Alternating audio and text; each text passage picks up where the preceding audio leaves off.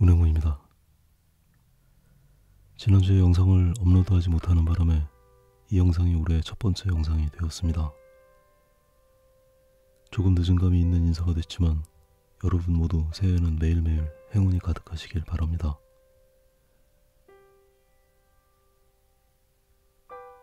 요즘도 간혹 사용한 색 이름을 표시해달라는 요청을 하시는 분들이 계십니다.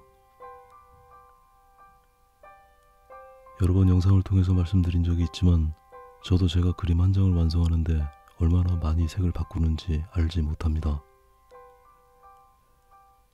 그 색의 이름들을 일일이 표시하는 건 저에게 너무나 어려운 일입니다. 하지만 제가 봐도 영상에 보이는 색이 실제와 많이 달라서 색이 궁금하신 분들은 도저히 궁금증이 해소되지 않을 것 같기는 합니다. 그래서 초반부에 그림의 주요한 색들이 입혀지는 과정에서 사용하는 색들만이라도 시험 삼아서 표시해 보겠습니다.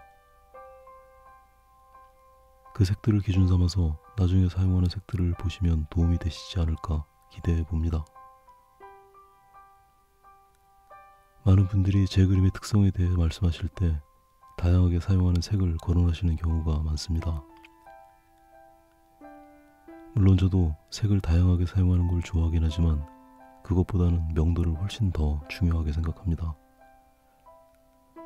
그림마다 약간의 차이가 있을 수는 있지만 최소 5배 이상 정확한 명도를 만드는 데 비중을 두고 있습니다.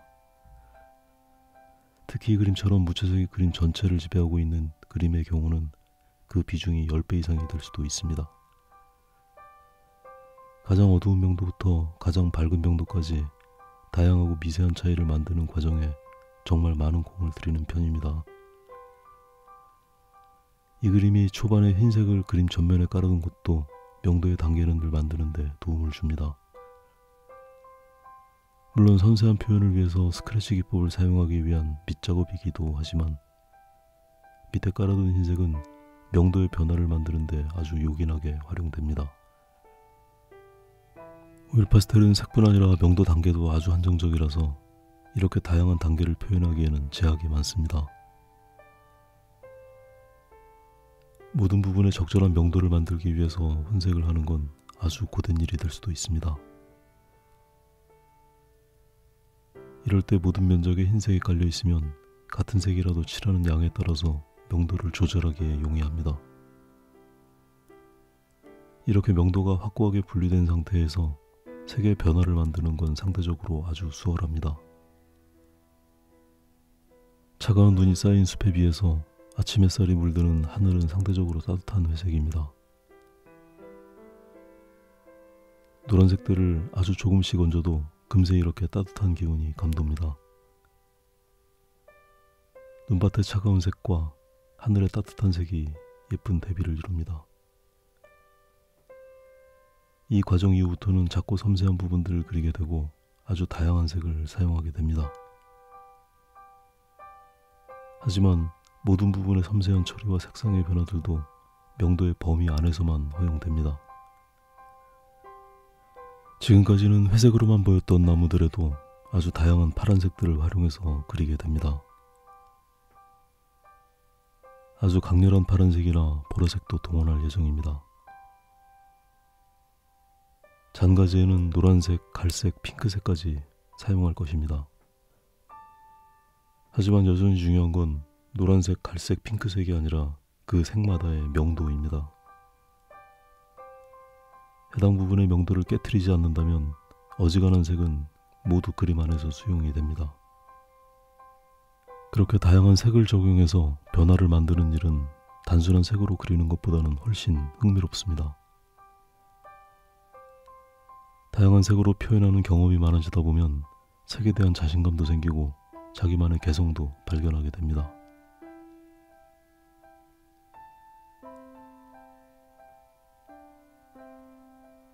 겨울이 깊어갑니다. 저는 추운 건 싫어하지만 겨울은 엄청 좋아합니다. 겨울을 좋아한다기보다는 겨울의 색을 아주 좋아합니다. 눈이 쌓인 풍경은 시간과 날씨에 따라서 너무 다양하고 아름다운 색으로 바뀝니다. 이렇게 아침 햇살이 은은하게 비쳐 들어오는 눈 쌓인 숲도 아름답지만 이렇게 흐린 날의 설경도 너무나 아름다운 색을 품고 있습니다. 맑은 날에 강렬한 햇살이 들이치는 눈 쌓인 숲은 색이 더 선명하고 산뜻합니다.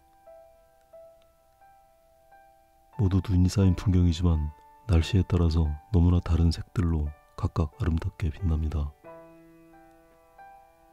물론 다른 계절의 풍경도 모두 아름답지만 겨울의 풍경은 빛에 따라서 더 다양하고 깊은 색을 품고 있어서 좋은 것 같습니다. 이렇게 다양하고 풍부한 설경을 표현하기에 오일 파스텔이 유리한 재료라고 보기에는 어렵지만 명도를 정확하게 표현한 기반 위에 색을 올릴 수 있다면 나름 독특한 매력이 있는 재료입니다.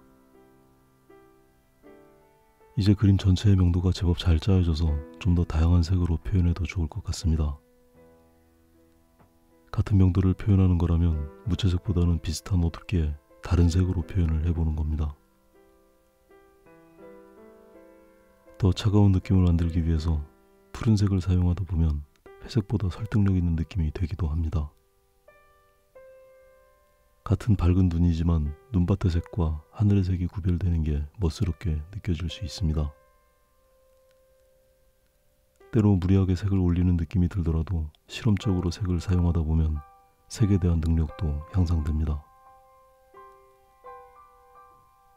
이제 잔가지들이며 틈새로 보이는 하늘들이며 작은 터치들이 사용될 순서입니다. 오일 파스텔의 각진 부분을 활용해서 선적인 표현을 진행합니다. 나이프로 긁어내는 터치는 지금 과정에서 아주 효과적일 수 있습니다.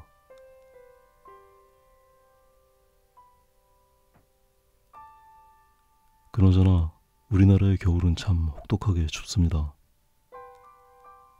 게다가 여름은 징글징글하게 뜨겁습니다.